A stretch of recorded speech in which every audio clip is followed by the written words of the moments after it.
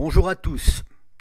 Cette vidéo est consacrée au moteur d'aiguillage réalisé à partir d'un relais électromécanique bipolaire, 12 volts.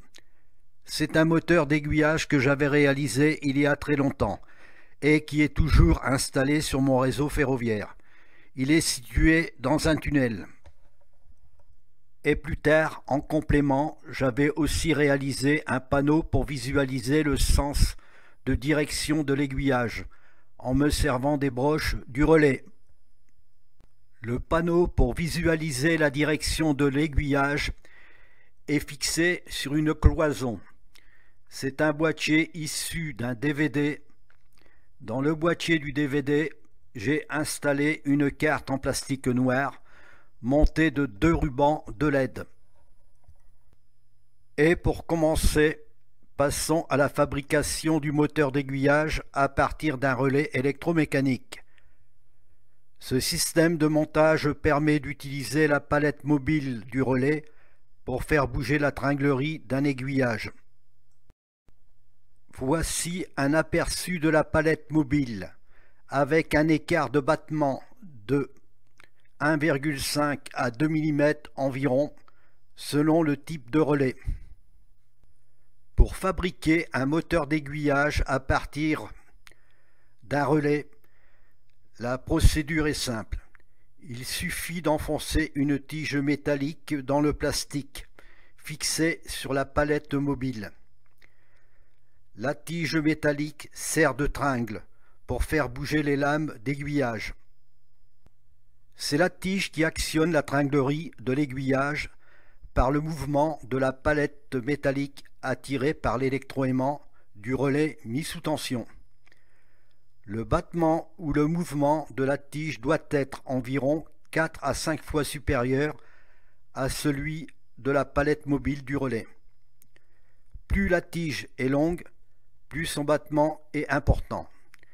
Il faudra adapter la longueur de la tige en fonction du mouvement de l'aiguillage par rapport au battement de la palette mobile.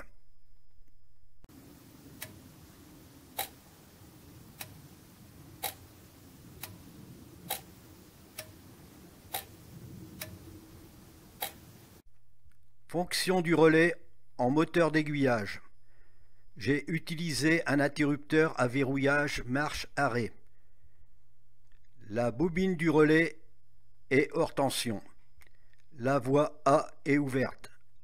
La voie B est fermée. La bobine du relais est maintenue sous tension par l'interrupteur à verrouillage. La voie B est ouverte et la voie A est fermée. Le relais en moteur d'aiguillage est le seul à être encore utilisé sur mon réseau parmi d'autres modèles. Il est installé dans un tunnel pour faire marcher un aiguillage à la sortie du tunnel. Ici, le tunnel a été retiré pour la démonstration. Sur le relais, on peut ajouter un deuxième ressort de rappel, si celui-ci est un peu faible, à faire bouger la tringlerie. La tringlerie à renvoi d'angle est montée d'un domino électrique que j'ai percé. Ce système permet de régler le battement des lames d'aiguillage. Selon la place et l'endroit où le relais a été installé avec sa tringlerie, les circonstances ont fait que la tringle passe sous une voie pour être fixée sur la traverse des lames d'aiguillage.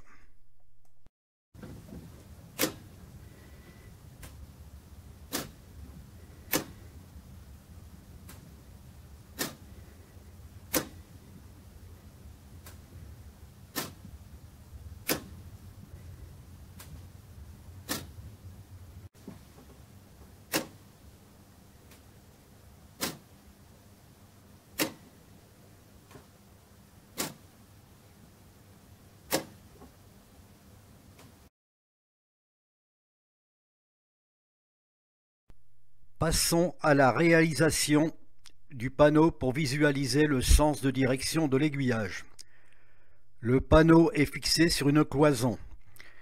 avec ses fils descendants câblés au relais, de telle façon où le panneau a été installé sur la cloison, on ne peut pas l'ignorer. Le panneau de visualisation de direction d'aiguillage fonctionne avec le relais qui commande l'aiguillage en utilisant les broches communs Normally Open et Normally Closed du relais.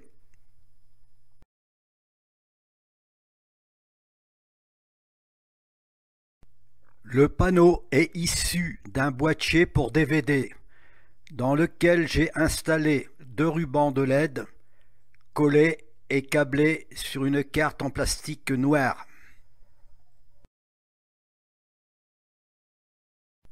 Face arrière du panneau avec ses prises de connexion. Je me suis servi d'un ruban de LED à 3 couleurs et j'ai utilisé les LED de couleur rouge et verte. J'ai coupé mes 2 rubans aux endroits cuivrés pour ensuite souder mes fils de connexion.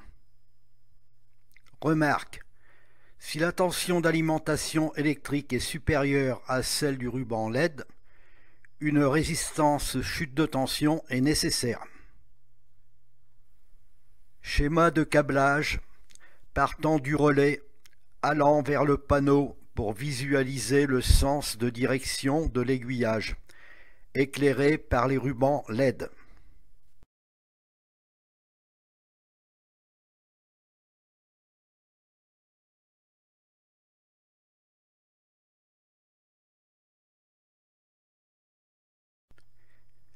Le panneau de visualisation peut être remplacé par une potence montée de feux de signalisation ferroviaire.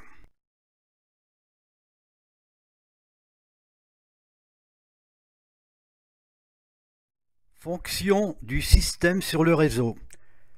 Le relais mis sous tension a fait basculer les lames d'aiguillage sur la gauche. Le panneau indique que le train peut emprunter la voie de gauche à la sortie du tunnel.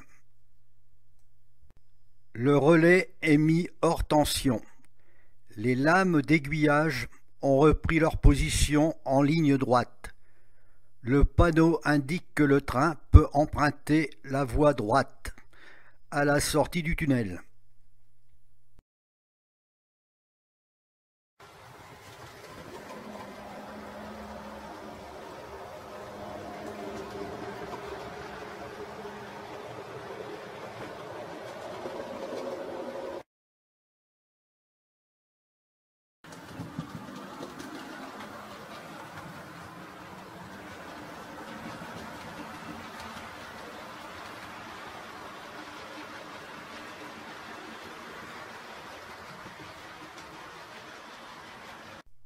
Et voilà, c'est terminé pour le relais utilisé en moteur d'aiguillage.